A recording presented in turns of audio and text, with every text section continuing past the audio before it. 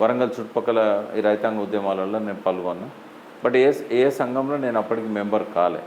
సిద్ధాంతాన్ని అధ్యయనం చేశాను. అప్పటికే మార్క్స్, లెనిన్, మావో వీళ్ళంతా రాసిన బుక్స్ అన్నీ కూడా నేను చదువుతూ ఉండేది. స్టాలిన్ రచనలు, తర్వాత లీషావుచి అని, చెవెన్లై.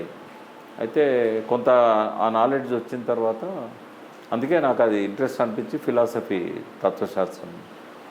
తర్వాత ఇక రైతాంగ ఉద్యమాన్ని వరంగల్ చుట్టుపక్కల ప్రాంతాల్లో బిల్డ్ చేయడానికని యూసీఆర్ఎంఎల్ తరఫున ఓపీడీఆర్ అని, గ్రామీణ పేదల సంఘం అని, డిఎస్ఓ స్టేట్ బాధ్యతలు కూడా చూసేది. ఆలోచన నా పత్రిక ఒకటి నడిపేవాళ్ళు. దానికి ఎడిటర్ ఉన్నా కూడా నేను ఎక్కువ పని చేసేది. తర్వాత కొంతకాలానికి దేవులపల్లి వెంకటేశ్వరరావు డైరెక్ట్ ఆయనతో పరిచయం ఏర్పడిన తర్వాత ఆయన నిజాంకు వ్యతిరేకంగా ఆ రోజుల్లో రైతాంగ ఉద్యమాన్ని నడిపిన వ్యక్తి. పేరేమో